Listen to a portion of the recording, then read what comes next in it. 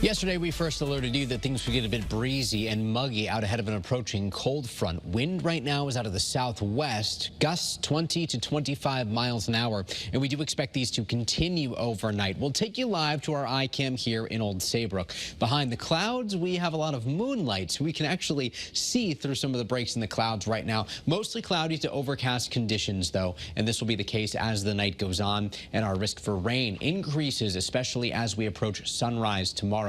Look at these dew points, low and mid 60s. It is muggy outside. When you step outside, you can feel just how sticky the air is, and this is what's going to help to fuel our downpours later on tonight. We could start to see some showers move in over the next hour or so in western Connecticut, but much of the activity will hold off until 3 or 4 in the morning, coming in a little bit later than what we once thought. And that's why we've gone ahead and declared tomorrow a first alert weather day, because the heaviest rain begins to move in during the morning commute, and we could certainly hear some rumbles of thunder in the mix. And some of these downpours could be heavy enough that we actually can't rule out some isolated instances of poor drainage flooding. Even so, travel will be difficult as visibility will be reduced, a bit of a ponding risk on the roadways, so a bit of a hydroplaning risk to anybody who will be driving. But we do dry things out very quickly tomorrow afternoon. New data still showing rain totals around a ½ inch or so, but we start to see little signals like this indicating locally higher amounts, maybe 1 inch or 1.5 inches.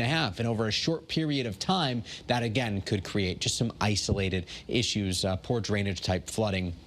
But tomorrow, our first alert weather day focused on the morning hours. You can track any rain that develops and any alerts that are issued with the free first alert weather app. And of course, join Scott Haney here tomorrow morning on Channel 3 and Jill Gilardi on the wax at 7 a.m. So the rain icons continue through about lunchtime tomorrow. Recess could be indoors for some districts. By the ride home, temperatures will actually be dropping. So you certainly need to send your kids to school with an umbrella. It'll be a bit breezy as the day goes on. Wind gusts tomorrow again between 20 and 25 miles an hour. Note the change in wind direction. Northerly wind bringing in cool and dry air as we head into Thursday. What we do not bring in is pollen. Ragweed pollen counts will be low beginning tomorrow right through the end of the work week, which is great news. But with high pressure settling in through the day tomorrow and into Friday morning, that sets the stage for some great radiational cooling. In other words, we'll see clear skies. We'll have a calm wind. Dry air in place means frost becomes likely inland on Friday morning. Look at these temperatures, low and mid 30s out there.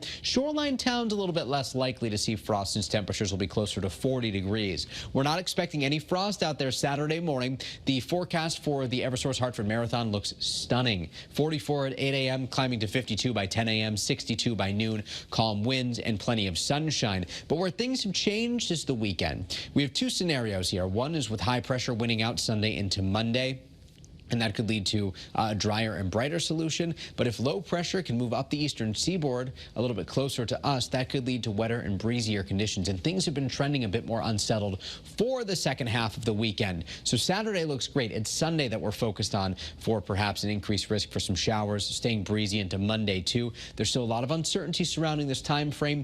If things look a bit more impactful, perhaps we'll have to issue first alert weather days, and then we'll dry out into Tuesday next week. Look at these temperatures, 59 for the high Thursday. Shoreline high Thursday, 61 into the 30s Thursday night. By Friday, we're back in the mid 60s, mid and upper 60s on Saturday, lower 60s Sunday into Monday, and then we're back into the mid 60s. Pretty seasonable by Tuesday next week. We will let you know what, again, to expect with the weekend coming up in just a few moments.